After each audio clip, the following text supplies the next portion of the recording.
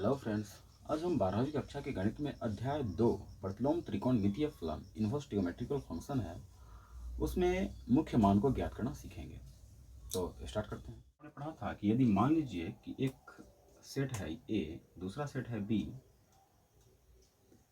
जिसका व्यव है y। यदि फंक्शन आपका ए से बी में होता था तो हम इसे इंडिकेट करते थे एफ एक्स इक्वल वाई, अर्थात एक फंक्शन के अधीन x का जो प्रतिबिंब है वह है y।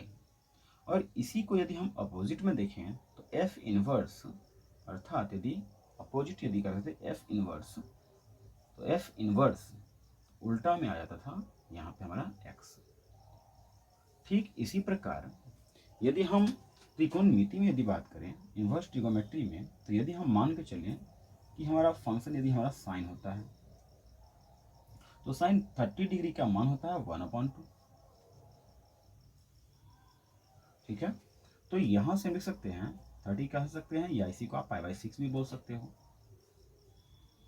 तो यहां से हम इसको लिख सकते हैं साइन π/6 इक्वल 1/2। ठीक है, और यदि इसी में हम प्रतिलोम लगा दें तो हम इसी बात को कह सकते हैं साइन इनवर्स 1/2 इक्वल π/6। सेम ये फंक्शन के तरह ही।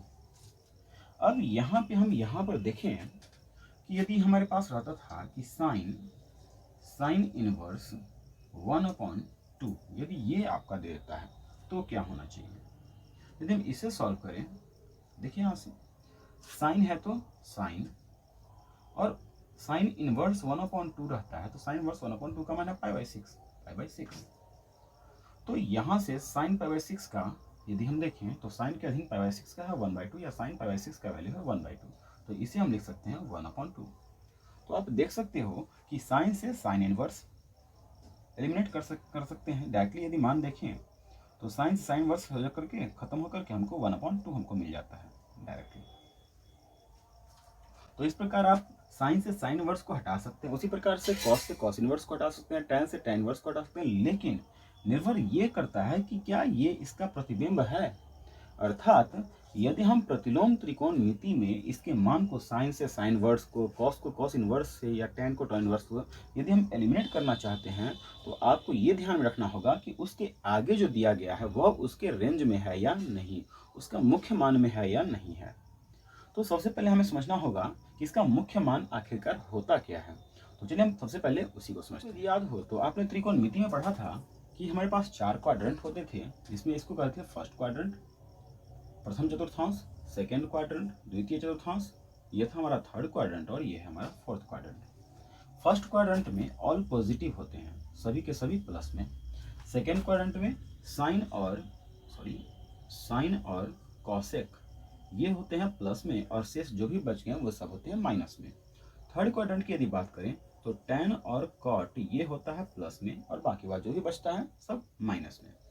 और फोर्थ क्वाड्रेंट की बात करें तो कॉस और सेक ये होते हैं प्लस में, और शेष जो भी बचते हैं वो होते हैं माइनस में। तो यदि हम निष्पत्ति की बात करें सभी का, हम यहाँ पे लिख सकते हैं sine inverse x equal y. यहाँ पे अभी आपने समझ लिया होगा कि यदि हम लिखते हैं साइन π/6 का वैल्यू होता था यदि 1/2, तो इसका मतलब साइन इनवर्स 1/2 का वैल्यू होगा π/6। अर्थात यहाँ पर हम देखें तो साइन इनवर्स, साइन के आगे जो है सो तो इसका एंगल है, यहाँ पर ये एंगल को शो कर रहा है, और ये जो है इसके वैल्यू को शो कर रहा है। तो इनवर्स के आगे जो भी है वह इसका वैल्यू है, अर्थात साइन इनवर्स के आगे वाला वैल्यू है, तो इसके सामने वाला ये हमारा एंगल हो जाता है। तो यहाँ भी याद रखिए कि साइन इनवर्स के आगे यदि इसका वैल्यू यदि x है तो ये हमारा y होगा इसका एंगल। ठीक है, ठीक उसी प्रकार cos inverse x equal y, tan inverse x y, सबको हम लेकर चल रहे हैं। Sine cos tan cot inverse x को भी y मान लेते हैं, सेक इनवर्स x इसको भी y कर लेते हैं, और कॉसेक इनवर्स x। इसमें हमको सभी का मुख्य मान ज्ञात करना है कि आखिरकार कब साइन से साइन इनवर्स, कॉस से कॉस इनवर्स को हम एलिमिनेट कर सकते हैं। तो उसका रेंज आखिरकार क्या होना चाहिए, क्या उसका रेंज में आएगा तो हम हटा सकते हैं, तो कब आएगा, इस बात को समझने के लिए हम आगे बढ़ते हैं। सबसे पहले यदि हम मुख्य मान की बात करें तो देखिए मुख्य स्थान तो कहीं पे किसी का एक ही होता है। यहाँ पर देखिए तो साइन भी दो जगह पे प्लस में है और दो जगह माइनस में है। साइन और कॉसेक फर्स्ट और सेकेंड में साइन और कॉसेक प्लस में है, लेकिन ये दोनों में माइनस में है। यदि हम टैन की बात करें, टैन और कॉट की, तो फर्स्ट और थर्ड में प्लस में जाता है और बाकी बाद में माइनस में। कॉस और सेक की बात करें, फर्स्ट और फोर्थ में प्लस में है, सेकेंड और थर्ड में माइनस में है। तो मुख्य मान तो कहीं एक ही स्थान पर होना चाहिए। तो मुख्य मान हमें जानने के लिए सबसे पहले देखना होगा कि हमको दोनों के लिए प्लस के लिए एक रेंज लेना होगा और एक माइनस के लिए। तो देखिए सबके लिए आसान कहाँ पे है, तो फर्स्ट क्वाड्रेंट प्लस के लिए सबके लिए सही है फर्स्ट क्वाड्रेंट, पॉजिटिव के लिए फर्स्ट क्वाड्रेंट, क्योंकि ये यूनिक है सब में। प्लस के लिए ही केवल एक ऐसा यूनिक ऐसा है जिसमें सभी के सभी प्लस में है। तो हम प्लस के लिए मुख्य ले लेते हैं फर्स्ट क्वाड्रेंट को, ठीक है। साइन के लिए भी, कॉस के लिए भी, टैन के लिए भी, कॉट के लिए भी, सेक के लिए भी और कॉसेक के लिए भी, ठीक है। हमने 6 के लिए प्लस के लिए ले लिया फर्स्ट क्वाड्रेंट। यदि हम निगेटिव की बात करें तो फर्स्ट मतलब ये आ गया। निगेटिव की बात करें, यदि हमको रेंज बताना है तो फर्स्ट के साथ या तो हम इसको अटैच करते हैं, नहीं तो इसको अटैच करेंगे। तो यदि हम देखें फर्स्ट और सेकेंड में, तो साइन हमारा साइन और कॉसेक की यदि बात किया जाए तो प्लस के लिए तो हमारा प्लस फिक्स हो गया फर्स्ट क्वाड्रेंट, लेकिन माइनस के लिए ये सेकेंड क्वाड्रेंट कंफर्म नहीं है, क्योंकि सेकेंड क्वाड्रेंट साइन और कॉसेक के लिए प्लस में होता है। तो कहाँ पे जाएगा, फोर्थ क्वाड्रेंट में साइन और कॉसेक पॉजिटिव है। तो निगेटिव हमको लेने के लिए साइन और कॉसेक इन दोनों में हमको लेना होगा फोर्थ क्वाड्रेंट को निगेटिव के लिए। ठीक उसी प्रकार यदि हम कॉस और सेक के लिए यदि हम बात करें तो फोर्थ क्वाड्रेंट कॉस और सेक के लिए पॉजिटिव है। तो कॉस और सेक निगेटिव कहाँ है, सेकेंड क्वाड्रेंट में। तो कॉस और सेक के लिए ले लेंगे सेकेंड क्वाड्रेंट के लिए निगेटिव।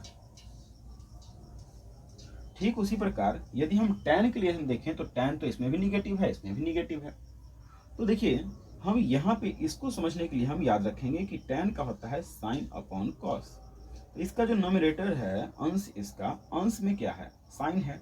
तो साइन के आधार पे मतलब इसके अंश के आधार पे हम ले लेंगे टैन का। उसी प्रकार यदि हम कॉट को देखें, कॉट का होता है कॉस अपॉन साइन। तो कॉस के आधार मतलब इसका जो अंश है इसके आधार पर इसमें ले लेंगे सेकेंड। अर्थात यदि हम ले रेंज तो इधर से ये पूरा रेंज पूरा लेने के लिए 0 से पाई, ये पूरा रेंज क्या बनेगा 0 से पाई, मिनिमम से मैक्सिमम की ओर। ठीक उसी प्रकार ये फर्स्ट और फोर्थ है, तो मिनिमम से मैक्सिमम यदि हम जाएं तो मिनिमम यहाँ पे क्या आएगा -π/2। इससे एंगल इधर की ओर जाते हैं तो एंगल लेते हैं प्लस में, अब नीचे की ओर जाता है तो ये लेते हैं माइनस में। तो ये माइनस में पीछे की ओर आएगा तो ये हो गया -π/2 और ऊपर की ओर जाएगा तो ये हो जाएगा +π/2। अर्थात ये रेंज होगा -π/2 से लेकर के π/2, ठीक है।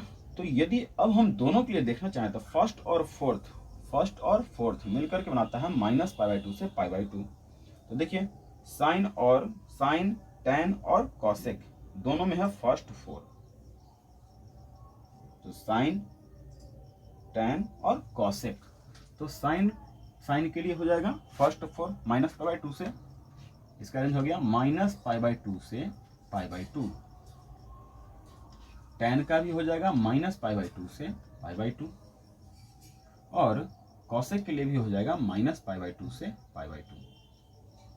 अब यहाँ के बाद 3 वो जो बच गया, अब इसका रेंज क्या है, तो 0 से पाई। इसका रेंज लेते हैं 0 से पाई, 0 से पाई, 0 से पाई। अब क्या करना है कि ये तो हमने ले लिया कि फर्स्ट और फोर्थ, लेकिन एंगल तो कभी अपरिभाषित नहीं होता है। तो हम क्या करेंगे, यहाँ पे y क्या है, एंगल है, तो एंगल तो कभी अपरिभाषित नहीं होता है। तो इसमें से हम अपरिभाषित बिंदुओं को छांट देंगे, मतलब कि साइन कहाँ कहाँ पे अपरिभाषित होता है, इन्फिनिटिव कहाँ कहाँ पे है। तो साइन और कॉसेक तो कभी इन्फिनिटिव होता ही नहीं है। तो इसका मतलब यहाँ पे हम दे देंगे बंद अंतराल, और इसके लिए भी हो जाएगा बंद अंतराल। अब यदि हम उसी प्रकार यदि हम टैन की बात करें तो टैन 90 का मान इन्फिनिटिव होता है, अर्थात ये अपरिभाषित है। यहाँ पे कर दें खुला अंतराल, और कॉट भी 0 डिग्री पर और पाई पर। कॉट भी अपरिभाषित होता है, तो ये भी हो जाएगा खुला अंतराल। अब देखें तो सेक जो है वह 0 पर तो मान दे देता है, पाई पे भी मान देता है, लेकिन यदि π/2 पे यदि हम देखें तो π/2 पे सेक जो है सो अपरिभाषित होता है। उसी प्रकार कॉसेक -π/2 पे भी मान देगा, π/2 पे भी देता है, लेकिन ये 0 डिग्री पर ये अपरिभाषित होता है। तो यहाँ पे हम कर रहे हैं -0। इसका अर्थ है 0 से पाई तक, लेकिन π/2 को छोड़ के, π/2 इसमें शामिल नहीं है, इसको हम घटा रहे हैं। और इसमें भी वही बात कि -π/2 से π/2 तक, लेकिन 0 को छोड़ के। अब यदि हम इस अंतराल को समझे तो इस अंतराल का अर्थ है कि y जो है अर्थात एंगल जो है वह है -π/2 या -π/2 से अधिक और π/2 या π/2 से कम। इसको आप ध्यान रखिएगा, क्योंकि ये ऑब्जेक्टिव में बार बार पूछा गया प्रश्न है, इस प्रकार के प्रश्न पूछे जाते हैं। अब उसी प्रकार यदि हम कॉस के बारे में कहें तो इसका वैल्यू हो जाएगा, उसमें y का मान होगा 0 या 0 से ज्यादा और पाई या पाई से कम। अब देखिए यहाँ पे बंद अंतराल था तो इसमें इक्वल लगा हुआ था, लेकिन यहाँ पे खुला अंतराल है, और खुला अंतराल का मतलब हो गया इसमें जो y का मान होगा वह -π/2 से तो अधिक होगा, लेकिन π/2 से कम होगा। ठीक उसी प्रकार इसमें यदि हम कहें तो y का मान 0 से होगा अधिक और पाई से होगा कम, इन दोनों में इक्वल नहीं होगा।